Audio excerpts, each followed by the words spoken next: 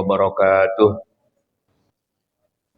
Alhamdulillah alladzi bi ni'matihi tatimmus shalihat. Allahumma salli wa sallim wa barik ala sayyidina Muhammad wa ala alihi wa sahbihi ajma'in, amma ba'du. Jamaah yang dirahmati Allah, pada kesempatan siang hari ini, sebagaimana tadi sudah disampaikan, tema kita terkait kalau dalam bahasa fikihnya itu disebut dengan segala yang terkait dengan kerumah tanggaan atau kekeluargaan atau istilahnya pernikahan. Memang ada istilah tersendiri yang khusus tentang itu, dan kita memang akan membahas tema yang seputaran terkait dengan pernikahan dan pernik-perniknya atau rumah tangga begitu.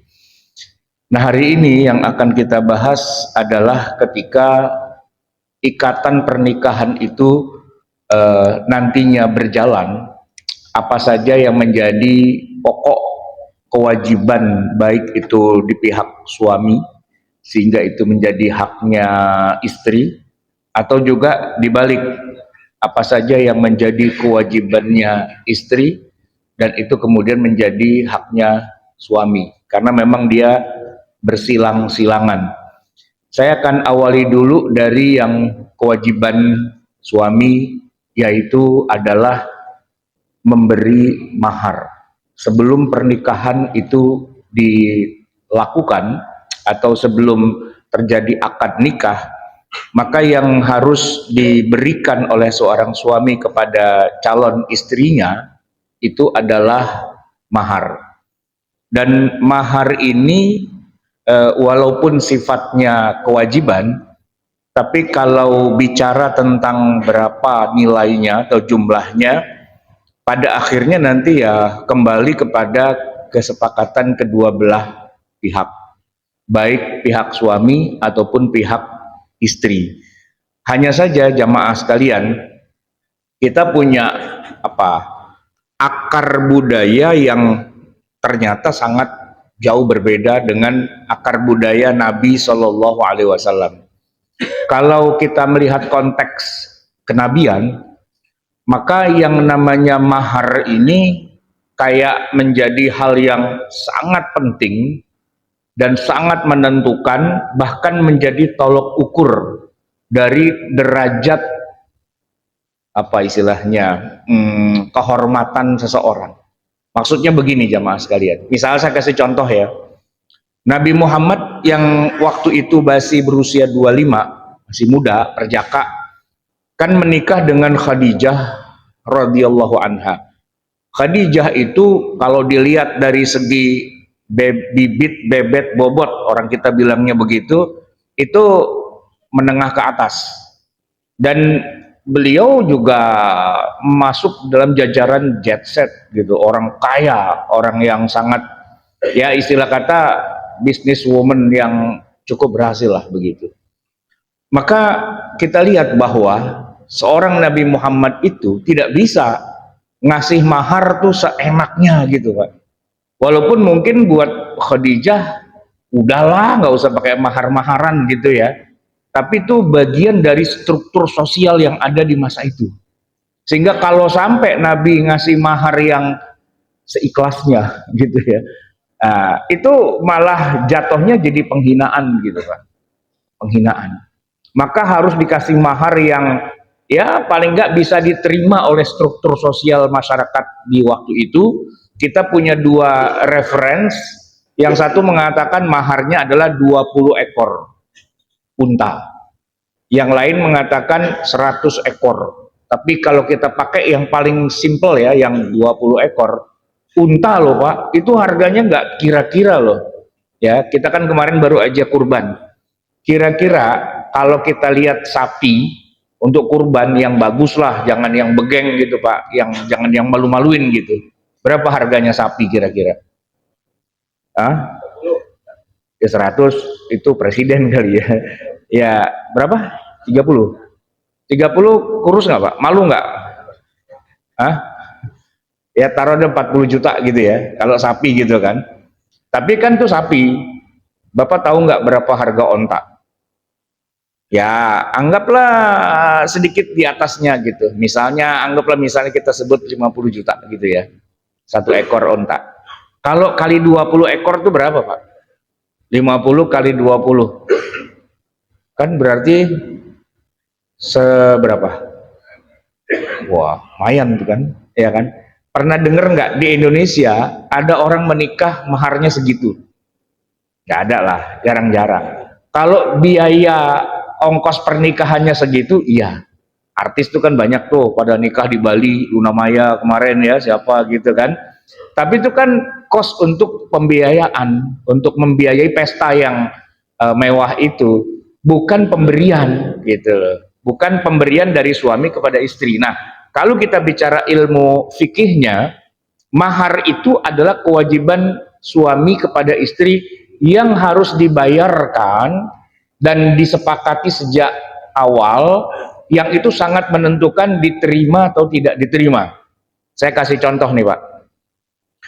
Sewaktu Nabi Musa alaihi salam ditawarkan kepadanya untuk menikahi putrinya Nabi Syuaib gitu ya, ya langsung yang diomongin maharnya, bukan cateringnya apa gitu ya, bukan gedungnya yang mana, bukan hari baik bulan baik, atau kalau kita di Indonesia wetonnya gimana, cocok apa enggak gitu kan, bukan itu kan yang dibicarakan.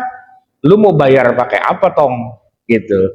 Karena Nabi Musa juga kan dia fugitif, dia kan pelarian, orang yang dikejar-kejar gitu kan, nggak punya harta, ya kan. Tapi apa yang bisa didapat dari orang yang kere, nggak punya rumah, nggak punya apa-apa, dia cuma melarikan diri gitu aja. Potensinya apa itu? Ya lu kerja aja sama gua gitu, kerja ngangon ya, ternaknya itu. Maka kata Nabi saya, gini aja deh, kamu kerja sama saya 8 tahun gimana? Kata Nabi Musa, ya ya udahlah, itu yang bisa saya lakukan. Atau kalau mau yang cakep jadiin 10 tahun lah gitu. Oke, kerja Pak 10 tahun. Saya mau ngitung nih Pak ya. Anggaplah Nabi Musa itu orang DKI Jakarta. UMR-nya berapa Pak sebulan? 5,4 UMR-nya sebulan. Nah kalau 10 tahun berapa? Bapak kali 12 kali 10. Berapa kira-kira Pak? Kaliin deh. Kalau kali 10 dulu, terus kali 12 gitu. Berapa? Gede itu. Ya nyicil sih, tapi segitu kan. Gede loh. Hah? Wow, lumayan kan? Gitu. Nabi Muhammad dengan Khadijah 20 ekor onta. Bapak hitung. Nabi Musa dengan istrinya Sofuro namanya itu, Bapak hitung sendiri berapa. Gede loh itu, ya kan? Memang akar budaya dan struktur masyarakatnya tuh kayak gitu itu, Pak. Nah, kita di Indonesia enggak. Yang pada pertemuan sebelumnya kita bicarakan, yang ribet itu walimahnya, bukan maharnya. Padahal mahar itu kewajiban. Tapi balik lagi Pak, karena harga atau angkanya itu kembali kepada kedua belah pihak, suami istri, deal-dealan berapa duit gitu kan. Kalau seandainya Nabi Musa itu orang Jakarta Pak, dia kan kawinnya berarti sama empok-empok Betawi itu, ya kan. Neng, kira-kira berapa duit Neng, kan gitu. Udah gampang dah bang, gak usah dipikirin, ya kan. Udahlah seperangkat alat sholat aja gitu, kata bininya. Nah kata Nabi Musa, cakep deh tuh, ya kan. Ya keluarin duit 200.000, 300.000 mau belanja di Kuncit, selesai Pak. Belanja di mana? Di apa sih situ tuh? Kenabang.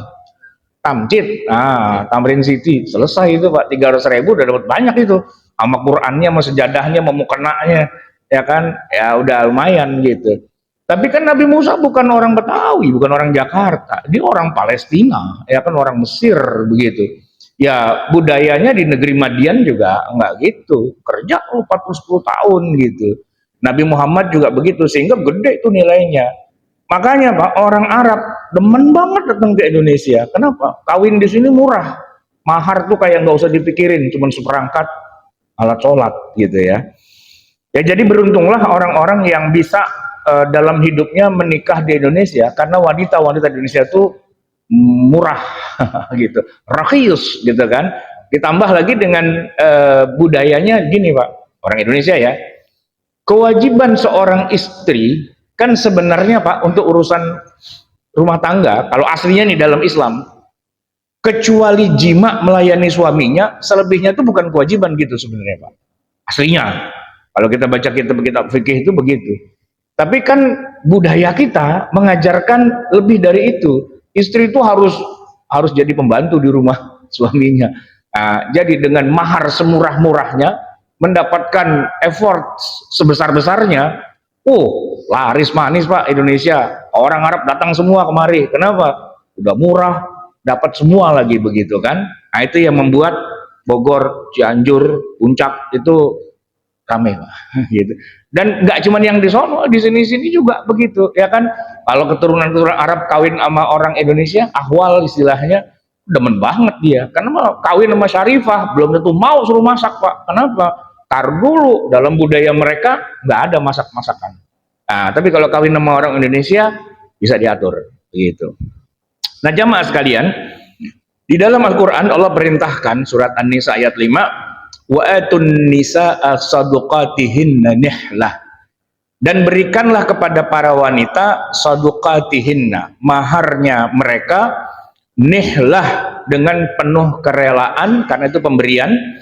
Fa in tibna lakum an syai'in minhu nafsan fakuluhu hani'am mari'a. Kemudian jika menyerahkannya kepada kamu sebagian dari mahar itu dengan senang hati, maka makanlah pemberian itu yang sedap lagi baik akibatnya. Baik, jamaah sekalian yang dirahmati Allah. Jadi kewajiban yang pertama itu adalah memberi mahar. Waktunya itu sebelum akad nikah. Ya, di mana pada saat akad nikah nanti dibacakan dan maharnya sudah ada. Tapi yang unik memang nanti mahar itu juga boleh dihutang. Ya, dan boleh dikompromikan tergantung ya kesepakatan kedua belah pihak. Yang kedua jamaah sekalian, kewajiban berikutnya setelah mahar begitu masuk ke rumah tangga adalah nafkah. Ya, kewajiban suami yang kedua adalah memberi nafkah, liyunfiq dzu sa'atim min sa'atih wa man qadira alaihi rizquhu falyunfiq mimma atahullah. Jamaah sekalian, baik mahar ataupun nafkah ini banyak orang tidak mengerti, ya, dikiranya sekedar kewajiban doang, sehingga mereka menganggap ya kalau nggak ngasih dosa dan seterusnya. Padahal sebenarnya begini Pak, memberi mahar dan juga nafkah itu juga bagian dari sodakoh, bagian dari amal kebaikan yang sifatnya maliyah. Bahkan ini yang menarik Pak, kewajiban seorang suami memberi nafkah kepada istrinya dan nantinya juga kepada anaknya itu lebih didahulukan, lebih prioritas daripada kewajiban yang adanya di rukun Islam, yaitu zakat. Jadi gini Pak, ada orang nih punya kerjaan, punya duit, punya penghasilan. Kalau dia nggak nikah, tuh duit nganggur Pak. Nganggur, dia taruh di bank, disimpan, simpan, akhirnya memenuhi nisab dan haul. Ya kan? Maka dia kena kewajiban zakat. Begitu duitnya banyak. Tapi gara-gara dia nikah, ya, maka dia wajib memberi nafkah kepada istrinya, Pak. Itu nilainya ya, secara hukum Islam lebih prioritas daripada zakat. Kenapa? Kalau dia kasih kepada istrinya, zakatnya jadi nggak wajib. Kenapa? Ya kan nisabnya jadi kurang, ya kan? Nah, zakat itu kalau sudah numpuk banyak baru wajib. Tapi kalau kewajiban memberi nafkah pada istri, nggak usah pakai nisab. Begitu ente bilang qabiltu nikahaha, ya udah wajib diberikan nafkah. Dan kalau nggak diberikan nafkah, jatuhnya dosa. Jatuhnya dosa dan istrinya bisa saja meminta dicerai dan sebagainya. Maka kewajiban memberi nafkah itu, sekali lagi Pak, itu adalah bagian dari sodakoh yang dapat pahala, gitu kan? Dan secara urut-urutan prioritas, lebih utama memberi nafkah kepada istri ketimbang bayar zakat. gitu. Nggak bisa ada orang bayar zakat tapi bininya nggak dinafkahin, keliru Pak, nyungsang itu namanya, ya kan? Beri dulu nafkah kepada istri sampai sepenuhnya, kalau masih ada lebihnya dan masih banyak duitnya, nisabnya tercukupi, baru dia bayar zakat.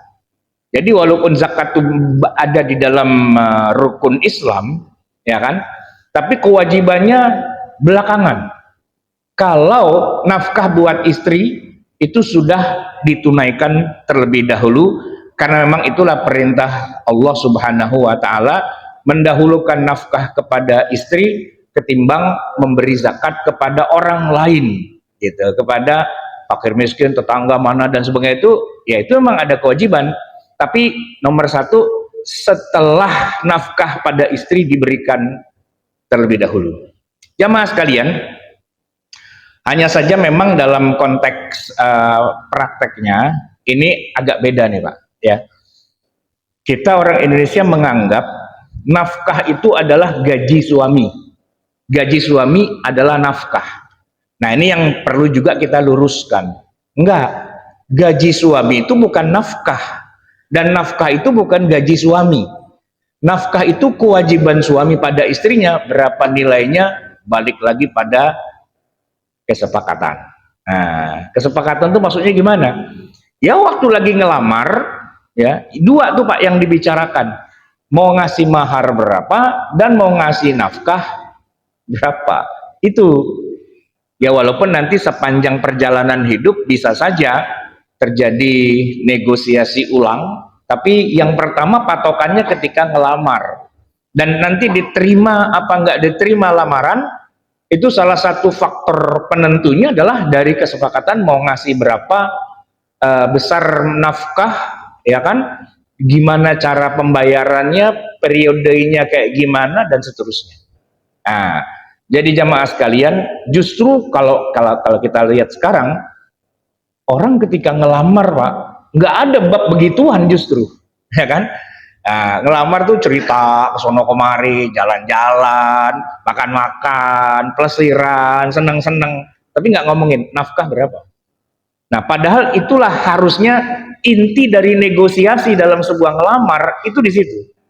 Jadi suami bisa bilang begini, saya kerja, gaji saya sebulan sekian, 10 juta, 20 juta, 30 juta, gitu kan.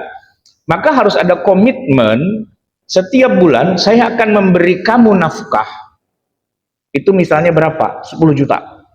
Nah, nafkah itu Pak, itu adalah pemberian untuk istri secara eksklusif. Eksklusif itu maksudnya gimana? Ya, itu di luar dari kebutuhan semua rumah tangga. Jadi nafkah itu adalah bukan, tidak sama dengan kebutuhan rumah tangga dan istri jadi menteri keuangan yang tukang bayar, bukan jadi juru kasir, bukan. Tapi nafkah itulah pemberian suami kepada istri tanpa harus istri mengerjakan segala apapun juga. Kalau bahasa kitanya uang jajan. Nah, gitu. Nafkah itu uang jajannya istri. Nah, adapun menyelenggarakan rumah tangga dengan segala kebutuhannya, itu bukan kewajiban istri, itu kewajiban suami. Ya kan?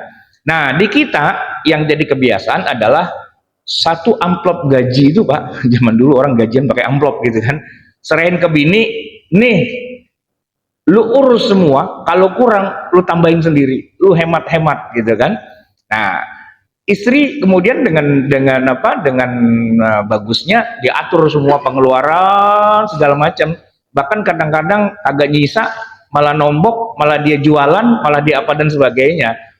Sebenarnya Pak, itu belum sampai kepada nafkah itu. Kenapa? Karena nafkah yang dimaksud adalah pemberian suami kepada istri untuk menjadi milik istri. Untuk menjadi milik istri, sesuatu yang dimiliki gitu. Misalnya komitmen setiap bulan ngasih 10 juta, ya 10 juta itu masuk rekeningnya istri. Nggak boleh diutak-atik, itu duitnya istri.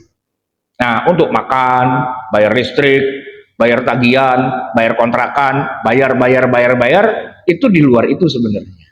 Aslinya gitu Pak. Tapi karena budaya kita adalah dari awal istri kita tuh orang yang paling baik di dunia, gitu kan, kita diem aja, jangan bilang-bilang, gitu. Sebenarnya itu ada haknya dia seperti itu, dan di tengah bangsa Arab kayak gitu itu penting, paling utama. Saya mau dinikahi, saya tiap bulan mau dikasih duit berapa masuk rekening saya bersih, gitu. Sekian, sekian, sekian, tawar, tawar, tawar, oke, deal. Nah, jadi masuk bersih kepada rekening istri itu ya segitu udah tiap bulannya. Di luar dari segala urusan tetek bengek yang lain. Itu aslinya gitu Pak.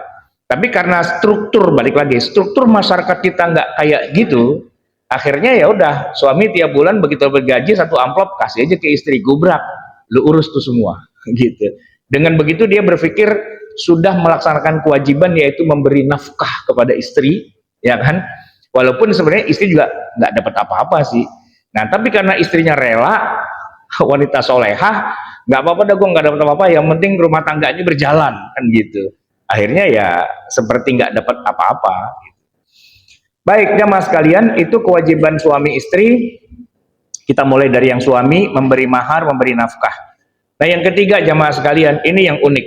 Kewajiban suami adalah menyetubuhi istrinya, ya kan? Karena memang sebenarnya tujuan dari pernikahan itu adalah ya melakukan hubungan suami istri. Walaupun bukan tujuan utama, tapi itu tidak bisa dinafikan, begitu.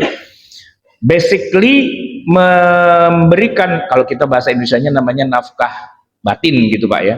Nah sebenarnya bukan nafkah batin, yaitu kebutuhan biologis yang harus diberikan suami kepada istrinya.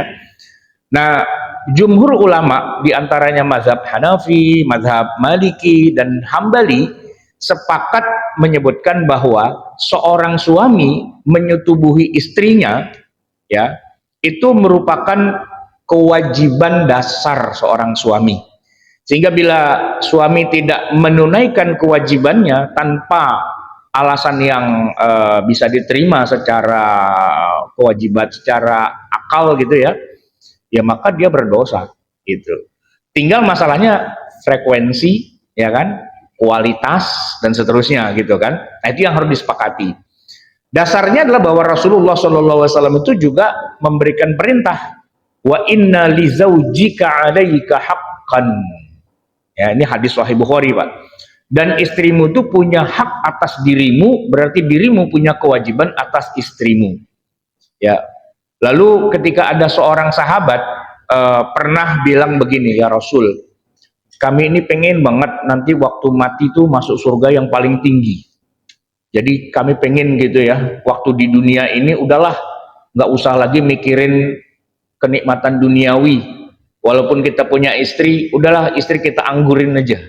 Kita pengen setiap hari puasa terus gitu, siang malam siang malam siang malam puasa gitu kan.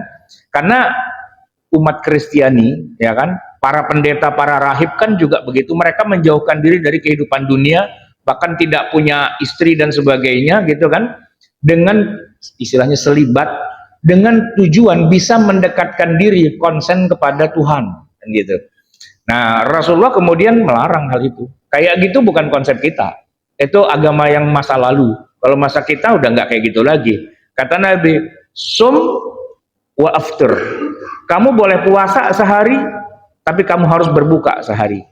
Wasolli wanam, kamu boleh tahajud satu kali tapi kamu harus tidur juga. Wa'ti ahlaka, jangan lupa datangi istrimu, kata Nabi. Jadi Nabi itu mewajibkan para sahabat untuk melakukan hubungan seksual pada istri-istri mereka, dan dianggap itu adalah sesuatu yang dosa kalau nggak dikerjakan.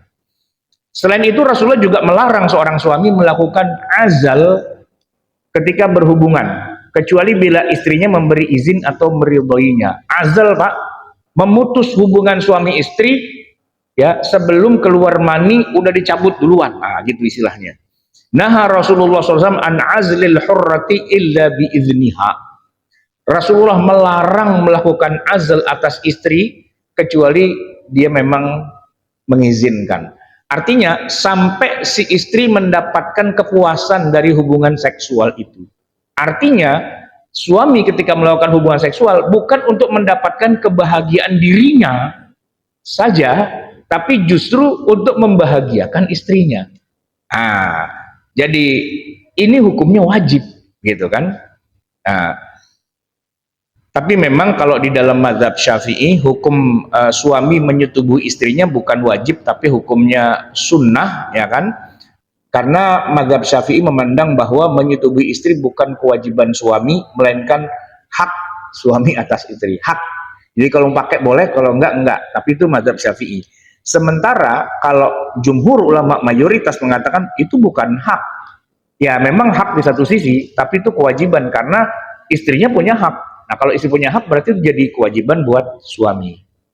Jamaah sekalian, anggaplah ada orang yang atas kehendak Allah, qadarullah gitu ya, sudah dicabut kemampuannya untuk bisa menyetubuhi istrinya. Nah pada saat itu si istri boleh pilih antara dia minta diputus, dicerai oleh suaminya karena suami sudah tidak bisa memberikan nafkah batin bahasa kita, ya, atau istri mau bersabar, gitu, ya kan? Kalau istri mau bersabar dalam arti ya udah nggak apa-apa dah, gitu ya, karena istrinya udah tua juga, gitu Pak. Yang bapaknya, yang suaminya udah aki-aki 85, bininya 84, ya kan? Dulu kakak beradik waktu masih SMA, sekarang udah 84 sama 85, kan udah nggak bisa begituan lagi Pak, gitu ya. Nah itu kalau apa namanya mereka mau pisah ya bisa diatur, gitu kan? Tapi kalaupun tidak, nah, masih ada kewajiban berikutnya lagi. Apa? Kewajiban untuk bermalam bersama istri. Harus bermalam bersama istri dan itu kewajiban. Nabi Shallallahu Alaihi Wasallam itu kan istrinya nggak cuma satu Pak, ya kan? Ada berapa? 9. Ya maka Nabi harus tiap malam gonta-ganti pasangan, harus menggilir gitu istrinya.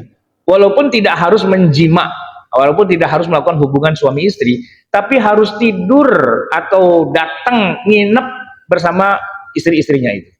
Dan kalau Nabi sistemnya mah digilir aja tiap malam gitu. Ini Aisyah, besok Maimunah, besok siapa, besok siapa, besok terus gitu muter. Gitu biar nggak ribet karena kan semua ngumpul di satu titik. Rumahnya Nabi itu ya nempel sama Masjid Nabawi dan di rumahnya itu kayak kamar-kamar kos-kosan gitu Pak, panjang dari sini ke sono. Nah, ini kamarnya Aisyah, ini kamarnya siapa, ini kamarnya siapa sampai 9 gitu kan. Nah, yang disebut dalam Al-Qur'an disebut al-hujurat, kamar kos. Nabi punya kos-kosan tapi isinya itu istrinya semua. Nah, Nabi punya kewajiban untuk setiap malam nginep di rumah salah satu istrinya. Walaupun misalnya tidak harus melakukan hubungan suami istri. Nah, para ulama memandang bahwa bermalam di rumah salah satu istri itu kewajiban, ya, bukan sekedar sebaiknya, bukan sekedar hak, tapi itu adalah kewajiban. Walaupun mungkin nanti ada juga sebagian ulama yang mengatakan tidak wajib, gitu ya. Nah, tapi yang paling menggemparkan di antara semua kewajiban suami adalah ini yang saya mau bacakan berikutnya ini, yaitu apa?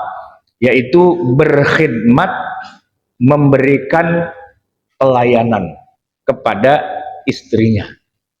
Maksudnya gimana? Jadi gini Pak, suami itu wajib memberi nafkah pada istri, dan nafkah itu kalau kita breakdown ya ada 3 nafkah itu. Kita nggak ngomongin nafkah batin ya, karena batin itu kita nggak sebut nafkah, itu kewajiban hubungan suami istri. Nafkah secara rizki itu ada 3 macam. Pertama, makan. Yang kedua, pakaian. Yang ketiga, tempat tinggal. Itu kewajiban suami semua. Ngasih makan istri, itu kewajiban suami. Ngasih pakaian istri, itu kewajiban suami. Dan ngasih tempat tinggal buat istri itu kewajiban suami dan bukan kebalik. Yang berkewajiban ngasih makan itu suami, bukan istri. Gitu. Jadi dalam konteks seorang istri itu di negeri Arab ya, di masa Nabi gitu ya, mereka itu tidak bisa masak atau tidak mau masak, itu nggak ada urusan. Karena masak dan menyediakan makanan di meja makan itu bukan kewajiban istri, itu kewajiban suami, gitu Pak. Itu ada di dalam kitab-kitab fikih dari 4 mazhab sepakat itu Pak. Al-Imam Al-Kasani dalam kitab Bada'i'us Shana'i menyebutkan, walau ja'a az-zawju bi ta'amin yahtaju ila tabakhi Apabila suami pulang membawa makanan tapi yang masih mentah, gandum masih mentah gitu kan, beras masih mentah dan sebagainya, masih butuh untuk dimasak. Fa'abatil mar'atu at-tabkh. Tapi kemudian istrinya enggan, ogah ngolahnya biar bisa dimakan. La tujbaru ada dzalika, tidak ada hak suami untuk memaksa istrinya melakukan itu, memasaknya. In abad, kalau istrinya ogah. Ya kalau istrinya mau ya lain urusan. Tapi kalau istri bilang enggak males gitu kan, ya enggak ada kewajiban. Wa yu'maru zauju ayyatiyalaha bi ta'amin muhayyain. Yang diperintahkan oleh syariat Islam, kalau begitu suaminya kalau datang pulang ke rumah bawa makanan yang udah matang, tinggal makan doang. Bawa food kek gitu ya, atau bawa berkat kek dari Muludan di mana gitu, yang bininya tinggal makan. Karena istri pada dasarnya tidak wajib untuk menyiapkan makanan itu, karena kewajiban itu adalah kewajiban suami. Ad-Dardir dalam kitab Asy-Syarhul Kabir menyebutkan bahwa wajib atas suami melayani istrinya meski suami memiliki keluasan rezeki sementara istrinya punya kemampuan untuk berkhidmat, namun tetap kewajiban istri bukanlah berkhidmat melayani, suami adalah pihak yang wajib berkhidmat. Abu Ishaq Asy-Syirazi dalam kitab Al-Muhadzab menyebutkan begini Pak, ini dari mazhab Syafi'i. Wala yajibu 'alaiha khidmatahu fil khubzi wat tahni wat tabkhi wal ghasli wa ghairiha minal khidam li'anna al-ma'qud 'alaihi min jihatiha huwa al-istimta' fala yalzamuha ma siwahu. Tidak wajib atas istri berkhidmat untuk membuat adonan roti, untuk memasak, untuk mencuci pakaian, atau berbagai macam bentuk servis pelayanan lainnya, karena yang disepakati dalam akad nikah itu adalah kewajiban untuk memberikan pelayanan seksual, istimta. Sedangkan pelayanan lainnya itu tidak termasuk dalam akad nikah. Gitu. Itu sepakat 4 mazhab. Makanya Pak, begitu saya baca bagian ini Pak, orang pada puyeng. Waduh, repot kita kalau bini nggak mau masak, ya kan? Karena apa? Karena buat budaya kita nih Pak, orang Indonesia, istri melayani. Mungkin Bapak kalau nonton film Barat, ya orang bule gitu kan bini nggak masak Pak, ya kan? Mereka ya suami kadang-kadang nyuci piring, ya kan? Suami ngepel, suami nyapu apa gitu, kan kerja bareng-bareng gitu kan? Egaliter banget antara suami dan istri gitu kan. Nah tapi kalau kita orang timur Pak, nggak gitu. Nah rupanya Jazirah Arabia itu di tengah-tengah Pak, ada baratnya ada timurnya. Tapi kalau urusan yang kayak gini-gini ikut barat gitu, lebih kayak orang bule gitu sebenarnya. Jadi bukan kewajiban suami, ya bukan kewajiban istri, tapi kewajiban suami, dan itu tertulis di kitab-kitab fikih 4 mazhab. Nah problematikanya begini Pak, Islam itu kemudian berkembangnya ke timur, bukan ke barat. Di barat yang banyak orang Kristen. Kalau di timur, ya kan, dari Jazirah Arabia tuh ke timur gitu ya, ke India, ke Pakistan, ke Bangladesh gitu kan, ke Asia Tenggara kayak kita gitu. Jadi akhirnya para ulama itu lebih sensitif dengan budaya timur yang kemudian masuk ke dalam hukum Islam gitu. Yang modernnya, yang ulama-ulama moderat hari ini Pak, misalnya contoh gini Pak ya, 4 mazhab itu mengatakan nggak ada kewajiban istri untuk masak, nggak ada. Untuk nyapu, ngepel, ngurusin rumah tangga, nyuci baju gitu, itu kewajiban suami. Di 4 mazhab begitu. Tapi di ulama-ulama kontemporer termasuk Syekh bin Baz, Syekh Utsaimin, atau Syekh Dr. Yusuf Al-Qardawi dan sebagainya, yang orang hidup zaman sekarang, kalau ditanya itu gimana ya, kok dalam kitab-kitab fikih wanita nggak wajib masak ya? Nah mereka bilang, wah para istri wajib masak, kan suami udah ngasih nafkah, maka imbal baliknya ya istri harus melayani suami gitu. Nah di sini Pak beda nih fikih klasik dengan fikih kontemporer ya. Kalau fikih klasik 4 mazhab enggak, itu kewajiban suami, dan istri tidak wajib apa-apa ya, kecuali hanya satu, pelayanan secara biologis, hubungan suami istri itu saja ansih, nggak ada kewajiban-kewajiban yang lain. Nah, sementara di zaman modern kita sekarang ini, kebanyakan umat Islam tinggal di wilayah timur, budaya lokalnya itu nggak begitu. Suami pulang jadi raja, dilayani sama istrinya, dipijitin, ya kan, diseduin minum, sediain makan, siapin apa dan sebagainya. Udah bawaan orok gitu, Pak. Udah begitu. Kalau ada perempuan duduk santai aja, suami pulang kagak ngurusin, oh dimaki-maki sama orang sekampung. Perempuan nggak tahu diri, nah gitu loh. Lu nggak ngaji, lu nggak belajar agama, gitu Pak. Tapi di Arab sana emang nggak begitu, Pak. Emang nggak begitu, emang ngadi-ngadi gitu kalau bahasa kitanya, gitu kan. Nah, oleh karena itu ketika saya membacakan ya kitab fikih 4 mazhab terkait apakah seorang wanita istri di rumah ada kewajiban selain hubungan suami istri, dan ternyata jawabannya tidak ada kewajiban, yang protes Pak bukan bapak-bapak, ibu-ibu pada protes gitu. Ustadz ini jangan ngarang katanya, mana ada agama Islam tuh mengatakan bahwa istri tidak wajib ngapa-ngapain. Yang ada istri wajib semua itu. Dan hampir semua ustadz kalau ngomong pasti gitu, pasti istri wajib, wajib, wajib, wajib, nah gitu kan. Ya saya bilang terserah sih, saya sih bukan ngarang, itu di kitab-kitab fikih para ulama 4 mazhab yang klasik, memang begitu semua. Ya, mazhab Hambali misalnya, kitabnya Al-Mughni, karya Ibnu Qudamah. Seorang istri tidak diwajibkan untuk memberikan servis pelayanan kepada suaminya, baik berupa mengadoni makanan, ya bikin roti gitu ya, memasak dan sejenisnya, termasuk menyapu rumah, menimba air di sumur. Ini adalah apa yang menjadi fatwa dari Imam Ahmad bin Hambal, karena adanya kecuali hanya pelayanan seksual saja. Maka pelayanan dalam bentuk yang lain itu tidak menjadi kewajiban istri, seperti memberi minum kuda, ya kan, memanen tanaman, itu bukan istri. Nah, kecuali tadi ulama kontemporer mengatakan begitu. Baik, jamaah sekalian yang dirahmati Allah, itulah kewajiban suami. Nah, bagaimana dengan kewajiban istri? Begini jamaah sekalian. Kalau tadi kita pakai pendapat fikih ulama klasik yang 4 mazhab, ya nomor 1 ya, istri itu bukan jima sih ya. Pertama adalah taslimun nafsi.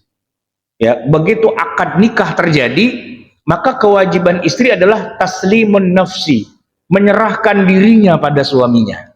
Ah, gitu. Ya, nanti suaminya mau ngapain aja terserah gitu, mau jima, mau apa, tapi taslim gitu. Taslim itu menyerahkan diri. Dalam arti begini, istri punya rumah bersama orang tuanya. Begitu dia dinikahi oleh suaminya, maka dia harus pindah ke rumah suaminya. Itu kewajiban, Pak. Itu kewajiban. Tapi kalau suaminya bilang nggak apa-apa, kamu tinggal aja dulu di rumah orang tuamu, saya juga sekalian nebeng, nah, itu lain cerita Pak. Itu namanya pondok mertua indah, gitu Pak ya. Emang suaminya nggak punya rumah, nah, itu lain cerita, gitu kan. Jadi aslinya istri harus menyerahkan dirinya pada suaminya. Kalau suaminya punya rumah dan istrinya tidak mau tinggal serumah, maka konsekuensinya apa? Konsekuensinya kewajiban-kewajiban suami yang tadi itu pun gugur, Pak. Ini kasusnya terjadi pada diri Rasulullah Nabi kita SAW. Beliau itu kan menikahi Aisyah. Tapi karena Aisyah belum serumah sama Nabi, 3 tahun pertama tuh nggak serumah, Pak. Aisyah masih tinggal di rumah bapaknya, di rumah Abu Bakar, ya kan? Maka Rasulullah tidak diwajibkan untuk apa? Memberi nafkah, gitu. Tidak diwajibkan. Apalagi melakukan hubungan suami istri, enggak juga, gitu, enggak. Jadi ya begitu kewajiban istri taslimun nafs itu tidak dilaksanakan, maka langsung ngefek kepada kewajiban suami, enggak wajib ngasih nafkah. Jadi Pak, Bapak kalau udah males ngasih nafkah ke istri, bilang aja, sono lu jangan pulang-pulang, gitu kan. Nah itu Pak, enggak ada kewajiban memberi nafkah dalam hukum Islam. Cuman kalau di pengadilan kita, itu yang dijadikan alasan suami sudah tidak memberi nafkah. Nah lu aja kabur gitu. Ya kan, suami ya wajib memberi nafkah selama istri berada di dalam kekuasaan suami, di rumahnya suami, baru itu wajib kewajibannya. Tapi kalau istrinya tidak taslimun nafs, tidak tinggal bersama suaminya, dia punya rumah sendiri, dia punya apartemen sendiri, atau dia punya orang tua sendiri, dia maunya tinggal di sono karena suaminya nggak mau, ya berarti kewajiban suami putus, nggak wajib. Begitu dia pindah, baru ada kewajiban suami. Itu yang pertama Pak ya, taslimun nafs. Yang kedua adalah kewajiban istri pada suami alistimta. Ya hubungan suami istri lah, ya kan, hubungan seksual, hubungan badan antara suami dan istri itu kewajiban istri. Nah, itu kita sudah hafal banyak dalil-dalilnya. Yang jelas itu adalah kewajiban yang suami kalau jatuhnya kan, kalau kepada suami itu kan adalah sifatnya haknya suami, ya kan. Kalau dari pihak istri kan kewajibannya istri. Nah, tapi begini Pak, yang jadi masalah adalah di zaman kita sekarang, seorang istri yang aslinya dia tidak wajib mengerjakan apapun gitu ya di rumahnya, jadi dia cuman perawatan, pedikur, manicure gitu Pak, senam gitu kan, merawat tubuh lah gitu. Biar begitu suaminya membutuhkan, dia sudah ready for use gitu.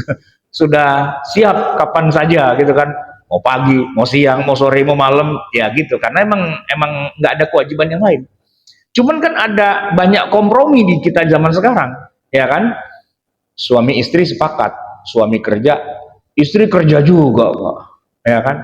Saya tanya, boleh nggak istri kerja, Pak? Boleh nggak? Ya boleh. Kalau istrinya itu, istilahnya suaminya mengizinkan. Tentu kan atas izin suami. Tapi resiko tanggung sendiri. Wah, resiko tanggung sendiri. Suami berangkat, istri berangkat. Suami pulang, istri pulang. Begitu suami mau pakai bininya udah gurak gitu. Udah kagak bisa ngapa-ngapain, Pak. Ya kan? Nggak bisa melayani. Terus suami bilang, kamu itu tidak mau melayani. Ya, nah lu peres tenaganya seharian, banting tulang, peres keringet, udah nggak ada tenaganya apa-apa lagi, suami menuntut haknya. Ya nggak bisa Pak. Kalau dia pengen istrinya ready for use, jangan suruh ngapa-ngapain. Makan aja yang banyak, olahraga, nge-gym, senam, ya kan, zumba, gitu, ya kan, ke salon dan sebagainya. Begitu suami pulang, siap, ready dia, ya kan, seger, gitu kan. Mau sampai subuh juga boleh. Ya bininya suruh kerja, ya kan, udah gitu suruh ngelayanin. Ini nggak bisa Pak, kerja 24 jam lo kata kuda, itu nggak bisa. Tapi suaminya bilang, kalau gitu gua cari bini yang baru lagi, gitu. Nah ini ya nggak selesai urusannya. Jadi suami itu punya hak dari istrinya, tapi istrinya juga harus diberikan kesempatan untuk ya biar dia siap gitu. Ibarat kata begini Pak, kita pengen bepergian jauh ya. Nah, kita punya sopir pribadi, ya kan. Besok pagi kita mau jalan subuh, sopirnya kita suruh begadang Pak, malam. Ya kan, ya pagi kagak bangun dia, kenapa? Ya salah sendiri, punya sopir harus besok suruh kerja dari pagi, malam suruh begadang. Ya pagi dia mah tidur, ya kan, manusiawi kan hal-hal kayak gitu. Suruh malam ini jangan kemana-mana, lu tidur dari sekarang, biar besok subuh kita berangkat badan lu seger, kan begitu harusnya. Jadi kewajiban istri itu sebenarnya peran utamanya pada istimta tadi. Selain taslimun nafas juga istimta gitu. Tapi kalau istrinya saja sudah diperas tenaganya habis-habisan, nggak mungkin dia disuruh mengerjakan kewajibannya, gitu Pak ya. Baik jamaah sekalian, waktunya kayaknya udah habis. Sebelum saya tutup, mungkin ada pertanyaan, silahkan. Ya, silakan Pak. Pertanyaan akan teman. Assalamualaikum. Ya, waalaikumsalam warahmatullahi wabarakatuh. Kalau saya terpisah ya antara suami dan istri itu karena tugasnya suaminya di tugaskan di luar gitu kan, di jauh, misalnya Jakarta, suaminya di Surabaya gitu kan. Ya, apakah itu terlepas dari itu, misalnya udah ininya titipin sama ibunya yang laki kan gitu kan, itu dan itu situ jadi soal kerja, jadi pulangnya bisa sebulan sekali atau 6 bulan sekali karena terlalu jauh atau Kalimantan ada seperti itu. Itu apakah menggugurkan tadi kan ada beberapa kewajiban dan masing-masingnya itu ada yang gugur atau memang tetap dalam itu? Ya, Jadi gini Pak, tadi kan yang dibilang gugur kan ketika istri tidak istislam, tidak menyerahkan diri, ya kan? Suami orang Jakarta, ditugasin ke Surabaya. Kata suami, ikut Surabaya. Ogah, ya udah. Kalau ogah berarti lu kagak dapet, gitu. Iya kan? Kalau nggak mau, gitu. Tapi kalau pertimbangannya jelas, itu mau pindah ke sono, emang ada tempatnya. Anak-anak sekolahnya gimana? Ntar ini gimana? Gimana nanti? Ya udah kalau gitu gini dah, lu di sini aja, gua aja ke sono ya. Berarti kan itu kesepakatan kedua belah pihak, gitu kan? Yang gugur tuh yang suami bilang, saya sudah siapkan rumah, saya sudah siapkan semuanya, kamu ikut saya, kata bininya, ogah. Ya udah, nggak langsung cerai sih Pak, tapi kewajiban suami jadi hilang, gitu, untuk menafkahi istrinya karena istrinya nggak mau ikut, gitu Pak. Tapi kalau misalnya apa namanya suaminya yang misalnya yang kebalik nih Pak, yang bertugas istrinya, istrinya bertugas keluar kota gitu kan, suaminya nggak mau, well, nggak, saya di sini aja. Ya udah, kalau emang begitu silakan aja kalau kamu ke sana, tapi saya nggak wajib nafkahin kamu. Kenapa? Lu yang mau ke sana, gua kagak mau. Yang ada lu ikut gua, bukan gua ikut lu, kan gitu harusnya kan. Nah, maka bicara tentang cerai nggak cerai sih, tapi bicara kewajiban yang harus ngikut itu istri gitu, bukan suami gitu kan. Aslinya tuh gitu Pak. Cuman kalau di zaman kita sekarang kayaknya kayak gitu-gitu udah nggak terlalu kentara lagi. Kenapa? Ya tadi, karena Allah, apaan, nggak ada yang bisa diharapin dari lu juga gitu ya. Dia kerja di tempat lain, istrinya suruh ikut malah jadi beban urusannya gitu kan. Banyak ninggalin kewajiban yang ada di sini kan, anaknya pada sekolah ya kan, siapa yang ngurusin anaknya gitu.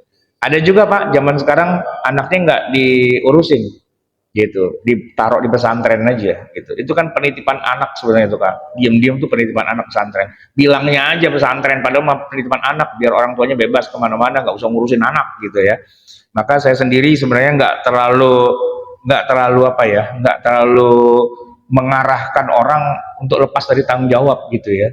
Kan gitu Pak, suami istri kerja pagi sampai malam tiap hari, mitang meeting, anaknya taruh di pesantren gitu. Biar apa? Biar secara moral anak-anak gimana? Alhamdulillah, yang satu di pesantren, yang kedua pesantren, tiga pesantren. Lu aja kagak mau ngurusin anak. Baik, ada lagi Pak, silakan. Assalamualaikum warahmatullahi wabarakatuh. Waalaikumsalam warahmatullahi wabarakatuh. Kalau si istri minta cerai Pak, Istri minta cerai, ha? boleh si suami yang telah memberikan mahar minta kembali? Oh iya, ya.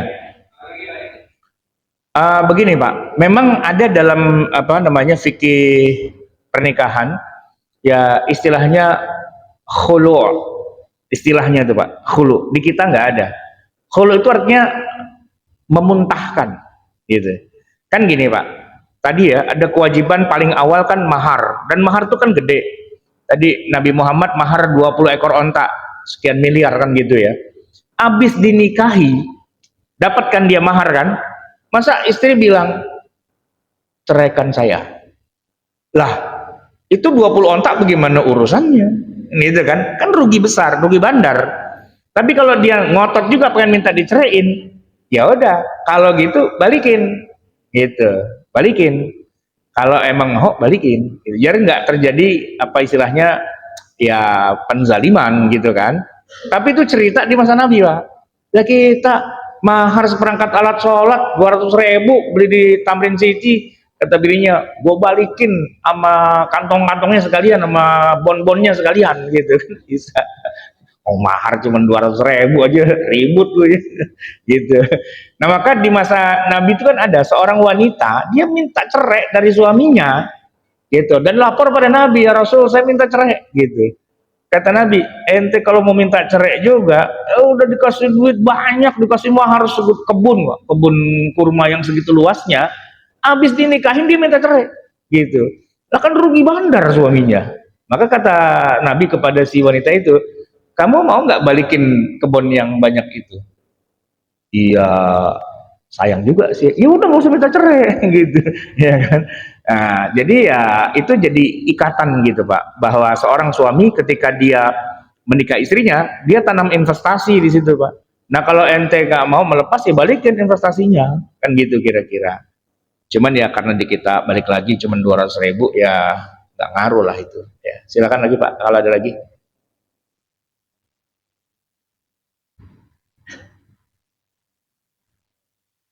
Jadi, izin Ustaz, Assalamualaikum warahmatullahi wabarakatuh. Assalamualaikum warahmatullahi wabarakatuh. Ini mungkin agak sedikit melenceng, tetapi ada hubungannya.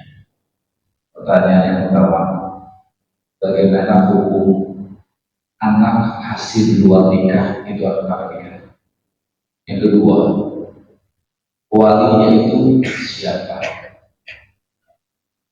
Dan yang ketiga, nanti apabila itu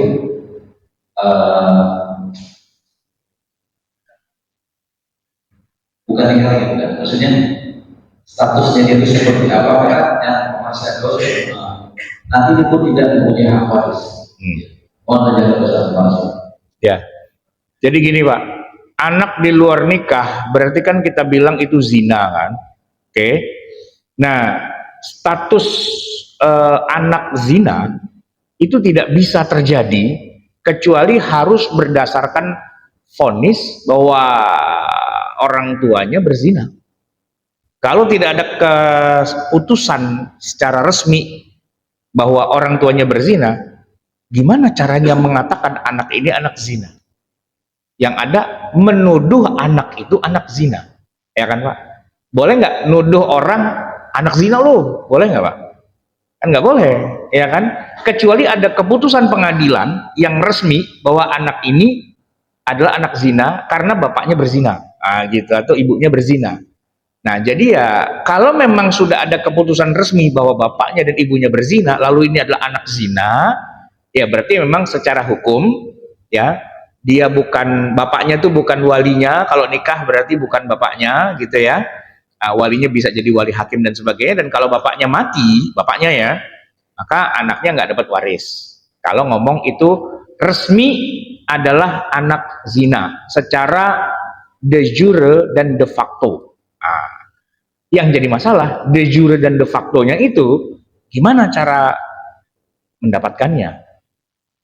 Bisa jadi yang terjadi adalah omong-omong tetangga. Itu tuh waktu nikah tuh udah gede duluan tuh perutnya tuh, kan gitu Pak. Omong-omong kayak gitu kan. Nah, itu kan berarti kita menuduh zina.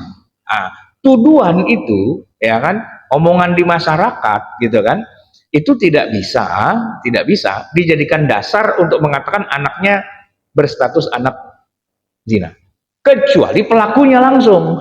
Pelakunya si bapak ini ya yang berzina dengan perempuan mana gitu kan, dan mengatakan iya itu anak saya di luar nikah gitu, dia yang bilang begitu, ya berarti dialah yang memutuskan, berarti saya tidak boleh jadi walinya dalam pernikahan, dan saya tidak akan memberikan kepada dia harta warisan kalau saya meninggal gitu. Tapi bagaimana solusinya? Gampang banget Pak solusinya ya. Kan yang bukan bapaknya atau bapak yang tidak lahir secara syar'i gitu ya, wanita yang bapaknya itu bukan bapak yang syar'i, siapa yang jadi wali? Ya yang jadi wali kan harus dari pihak bapak, nggak mungkin dari pihak ibu kan. Nah kalau bapaknya aja udah nggak sah, apalagi yang lain-lainnya. Jadi siapa yang jadi wali? Hakim. Dalam hal ini KUA kan gitu. KUA lah yang menikahkan anak itu. Nah, KUA bisa siapa saja, orang di dalam struktur KUA kecamatan itu bisa ketua KUA, bisa petugas-petugas dan sebagainya. Bahkan KUA bisa minta tokoh-tokoh agama di sekitar situ untuk diserahkan kewenangan menikahkan anak itu.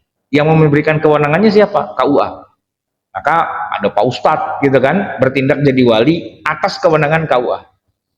Nah kalau KUA mau, bisa juga kan, dia suruh aja bapaknya yang bapak zina itu, saya berikan mandat kepada Anda, nikahkan anak Anda. Nah, tapi itu bukan anaknya ya, tapi sebagai orang lain yang diberi mandat oleh KUA. Kan selesai gitu kan, jatuh-jatuhnya kan ya kayak bapaknya juga yang melakukannya gitu kan.